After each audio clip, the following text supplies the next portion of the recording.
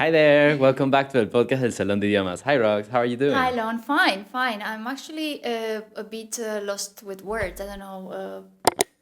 Yeah, what are we gonna talk about today? Yeah, so actually, this is all a whole rant about an experience that I had like a couple of days ago. Okay, so that was pretty close in time. Yeah, not far far away. It was very convenient. I Okay. was on on a little stroll, and then somebody asked me, like, how do you say in Spanish as long as? And I was like,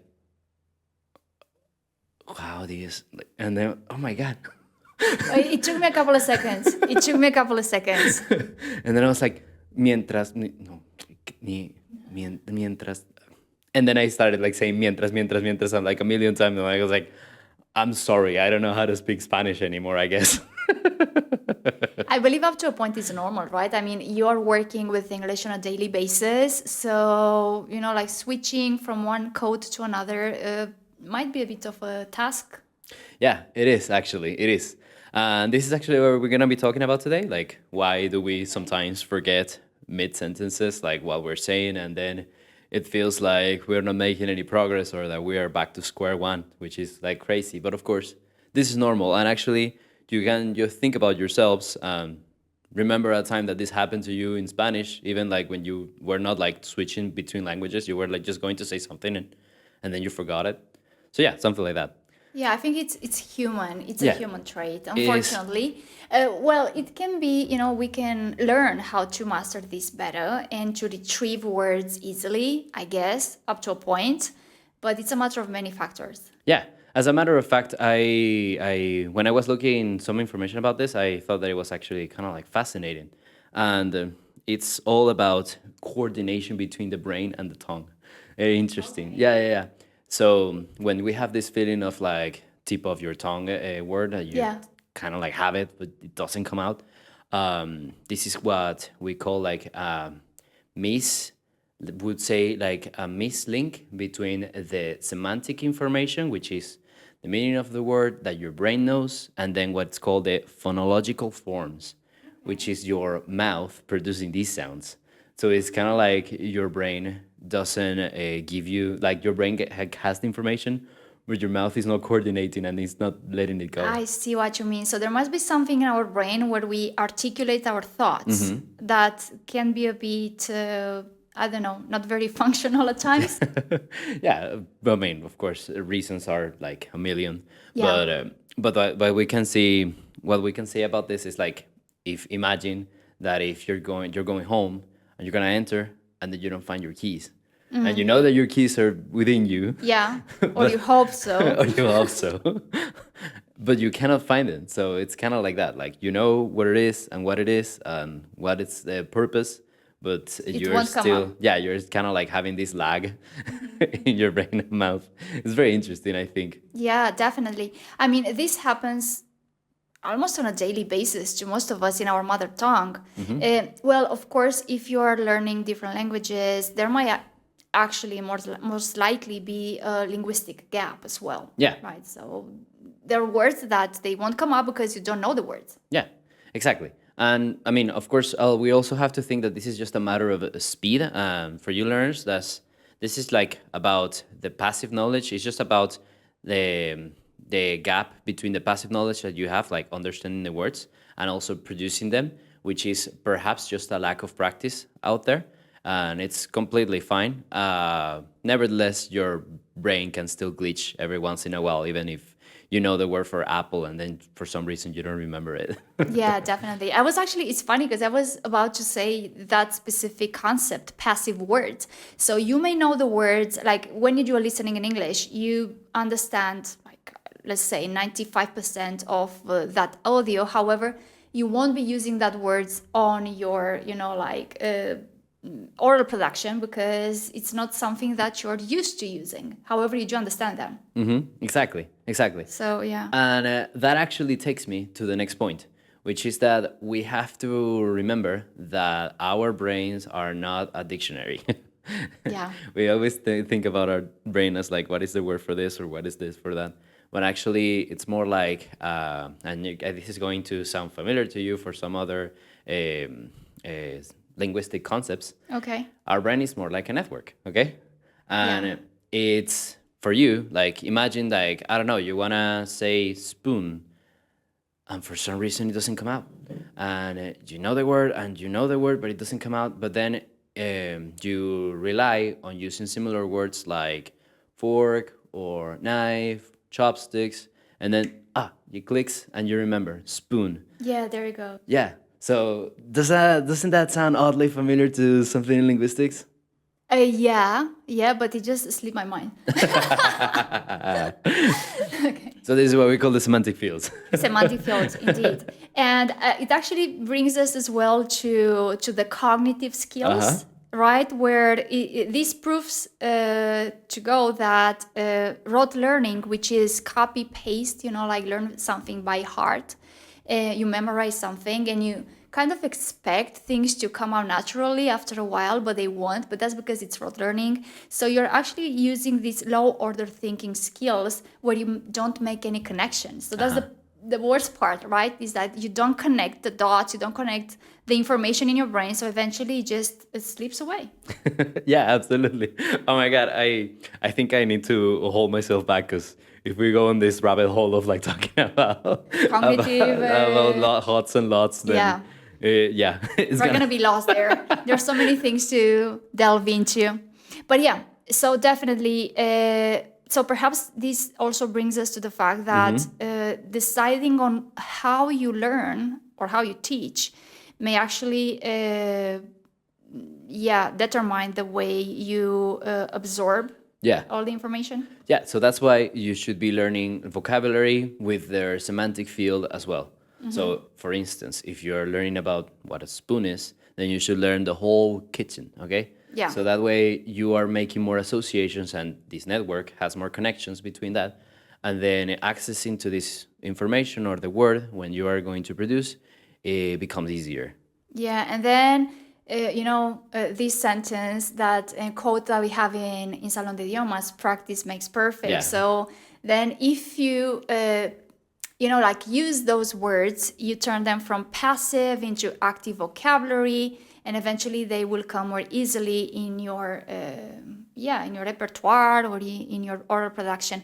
But in that case, it will mean that you have to either speak a lot or write a lot. Correct. Yes, absolutely. And it also means that you have to make sure that words are not an isolated thing. Like words have meaning, and it's much easier to remember words with their meanings. So that's why not only with their semantic fields, but also on purpose, like in a sentence that you're gonna work with that word, it's gonna be easier to associate it with the other words and make connections. So, for instance, if you're talking about cooking, well, you're gonna be using a knife. So you know that the knife is cuts. Okay, so now you are associating even more words that perhaps cutting is not immediately associated with cooking. It could not be, but there you have it. Yeah, definitely. I think that I believe really helped me in the past, and it does up to a point, I guess, nowadays, is associating like the etymology to, because I was a bit of a book rat, Yeah. bookworm. I would be really keen on, classic Greek and Latin. And when I learned that at school, it really helped me to better understand how a language is created or why people choose certain words, right? It's like at first you will think why people say lettuce to ensalada, to lechuga, right? Or even lechuga. Why would you say the words lechuga, lettuce, which is, by the way, very similar and it has the same root? And it's funny, right? It comes from the word, I don't know exactly from Latin, but it's from the word leche, or leite, so lettuce, because lechuga or the lettuce, I'm not sure whether when you have and when you use it, when you cut it, it releases some white liquid, but that's like the milk that it has, right? So milk, leche, lechuga, lettuce. So, by understanding this correlation and this link between the words, at least in my case, because I love etymology, I even bought a dictionary with etymology from time to time. We're just, oh, really? So that's the origin. It helps you to better understand and, to give it a shot and say, I'm not pretty sure what this word is in this specific language, usually like Romantic Latin languages, I would give it a try. And more often than not, I may, you know, be right because I've been using the correct one. Correct. Yeah, absolutely. As a matter of fact, that yeah, I also have to admit that I also love etymology. So, Freaks. so We are a bit of freaks. Yeah. so That's why actually, we're teachers. but this is actually why it becomes so helpful. For instance, like when I was told the meaning, like the etymology of philosophy, I was like, okay, philo is like love, and then Sophie is like knowledge. Okay, so it's love for knowledge. Okay, interesting. Okay, and like that was, I thought that was a fun fact, but then this is like in high school, imagine.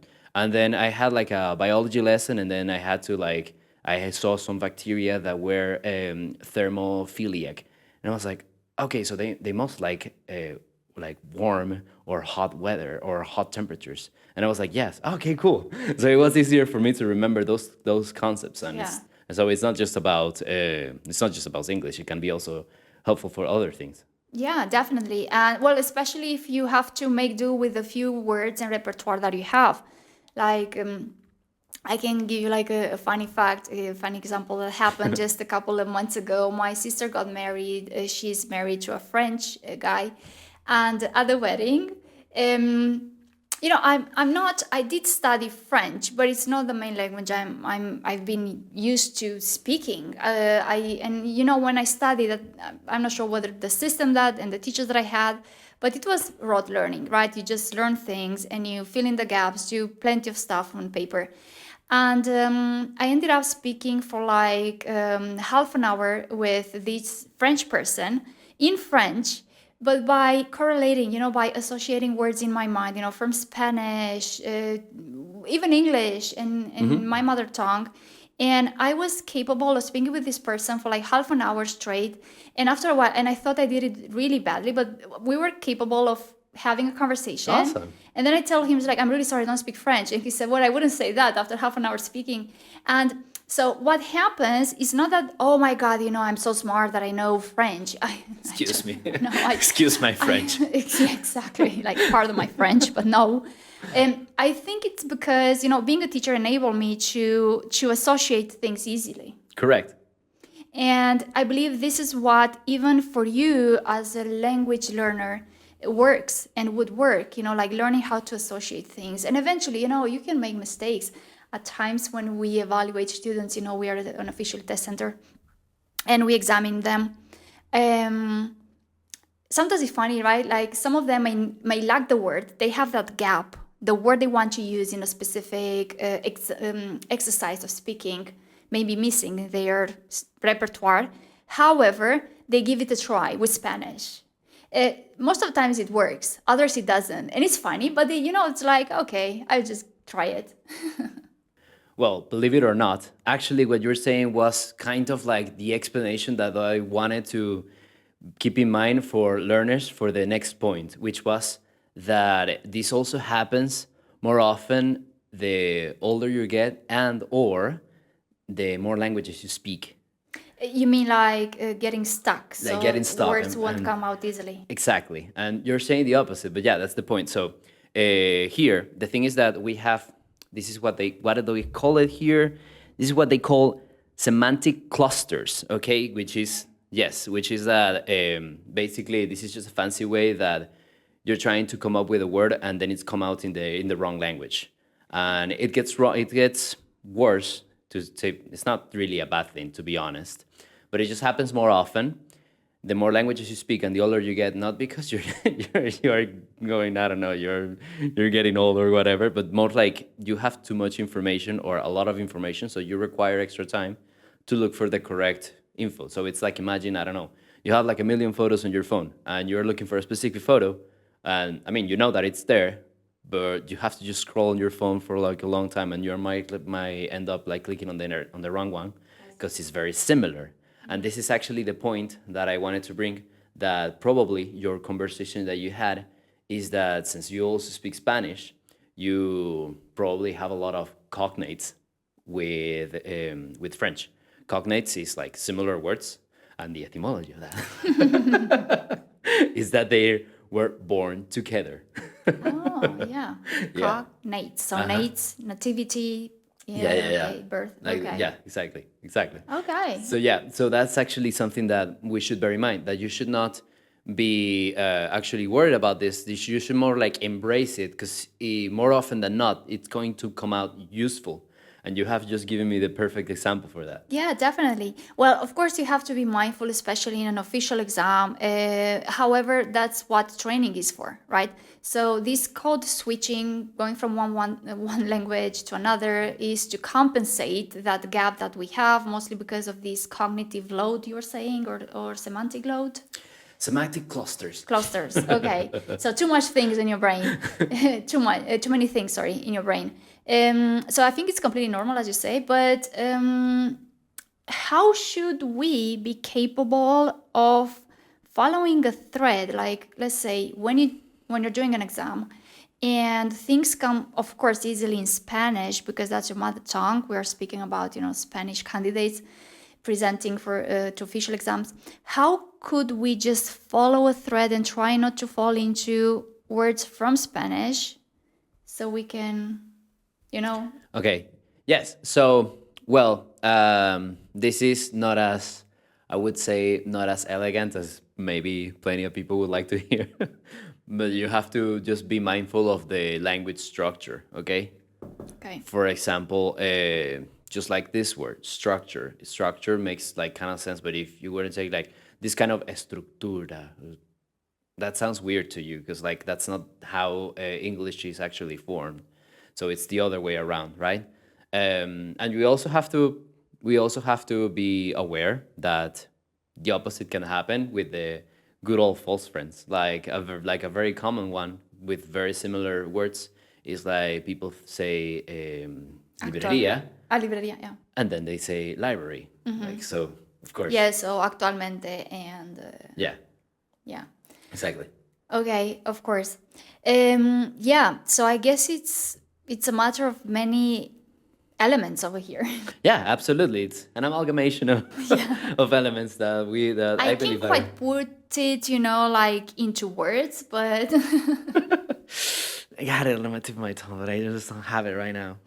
well, however, I mean, one of the things that we teach here when we prepare people for official exams is precisely how to navigate in those situations, right? It's like, firstly, how to gather your thoughts, especially when you're asked weird, out of the beaten track questions. And then, what fillers to use or what strategies to resort to when you may have no idea, both on what to say and secondly, how to say it. Correct. And actually, this is something that you should also, I would say that you should acknowledge even mid test. Instead of just apologizing, for instance, like, oh, I'm sorry, I forgot the word for that. Don't say that. Just hold on a second and say, let me explain this in a different fashion. And this is where it takes me to where you can just paraphrase or you can use similar words, okay, to get to the point. Perhaps, of course, it's not going to be as efficient or accurate as saying the word that you had in mind or that you didn't have in mind in Yeah. this case. However, it's gonna get the job done, and you're not gonna get stuck, or you're gonna be able to keep going, and thus you're not gonna freak out. Yeah, definitely. I mean, there are many communicative strategies. Some of them might not be that useful. I don't know why I just keep talking about official exams, but like gestures, right? You cannot resort to gestures, even though they help you when it comes to like, describing that specific word that won't come out. So that won't work because in official exams, usually the examiners are not the ones who evaluate you, which are, this evaluation and examination are completely two different things. So in my case, it's like if they end up describing something with their hands, I may understand, but not the one who's actually listening to the recording of the speaking. So yeah, there are many strategies. Well, firstly, I think is working on your on staying calm and your cognitive resilience, right? And that's practice. And secondly, you know, like learning different strategies, like as you say, paraphrasing, it's a pretty common one, or describing things, you know, providing context to a thing. Or we talked about this in different podcasts. I don't remember. I think it were several podcasts. You know, like when you resort to context, you can negate the context if you want to convey something which is not exactly positive, or I don't know. There are many ways. Yeah, yeah, and that can applicable to anything that which is something that also probably happens to your class. Might happens quite often. It's super normal that you're asking a question and they fixate on the word that they don't understand, right? Exactly. Yeah. Yeah. So that's not. So yeah, yeah. You've said it, and I feel you when you say that. It's like if there's a word that won't come out, well, forget about the word. You need to work on the flexibility as well. And I think this is one of the key factors in an official exam. Learning not just on your resilience, but also your flexibility. So you may not know about the topic, you may not know how that specific word is in English, but if you learn how to be flexible and creative, you may end up, you know, like overcoming that by coming up with different strategies. Yeah, which is, I mean, it's working both ways. It's just like if you're forgetting a word and then you're trying to just describe the word, you are providing context. So if you do the opposite, like if you find the word, like you have this word, but you don't know what that is, you can work out what the word means somewhat with the context of the whole question, for instance. But it's a very common mistake. So one of my favorite words, probably listeners have heard that, is fashion, but not like fashion in the sense of like trends or whatever, but more like as a synonym of way or procedure or something like that. So usually, It's pretty on the ball. I keep hearing, I'm not sure whether it's, there is a cognitive process to that. When you hear a thing and then you hear or you read a thing for the first time, and then whatever you go, whatever you read, you keep finding that one. You know, it's like a fixation on a specific word. I'm not sure whether it's that, but I've been encountering the word fashion in so Interesting. many fashionable ways. Far too many Oh times. my god, that was a good one. Yeah. That's very easy. It was perfect there. It was perfect. Very face in. Yeah, because like actually, like for instance, that happened to me. Like actually, I think that was kind of like yesterday. So that I was asking a common question like, what is the best, like in what certain fashion is it possible to, I don't know, protect the environment? And they were like, fashion environment, like what are you talking about? Yeah, so it can be a bit misleading, right? Because of course there are many. So I think this might be one of the difficult parts of the English is that you may have a word with, I don't know, from 3 to whatever kinds of meanings. You know, like many meanings to a simple word. Correct. Exactly. So that's why context is so important, and that's why we need to also remember that words cannot be learned isolated. They have to be part of this web of vocabulary, if you want to call it that way. Definitely, but this would mean that we shouldn't work on our memory. I mean, context is key, definitely. But what about our memory? You know, like our memorization skills and stuff. Should we leave it behind? Or? Well, not at all. I mean, there are like a tons of ideas that you can work on to improve your memory. As a matter of fact, we have podcasts about that I highly recommend that you check it out if you wanna more about that. Actually, Yeah. so yeah, actually, and I wanted to play a little game with you Okay. and with our audience. It's a little game called Taboo.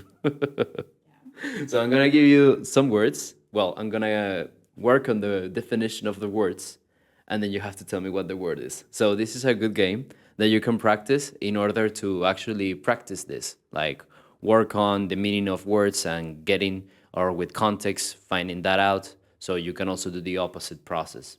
Okay, so let's go with the first one. Okay. So it's this little thing that is extremely necessary. This is very easy, okay? It's extremely necessary to travel, otherwise it's impossible. A suitcase? Okay, Like passport? there you are. Okay. There you You are. can travel with other suitcases. Yeah, I mean, I use my backpack and that's it. Yeah, Yeah, there you are. I mean, like, whatever you have in your pockets is enough. that's a Okay, good way. so let's go with the next one. So is this is something that happens especially in the mornings or at like 5 p.m. and the entire city is just stuck, and it's extremely common, especially in big cities. Traffic jam. Traffic jams. There you are. Okay, now you gotta leave some room for our listeners. You cannot do this so fast. Okay. You got a little carried away. Okay, let's go with one more. So, okay, let's go with this one. This is a little bit more difficult. So, well, it is something that we check every morning, especially when it's winter or summer.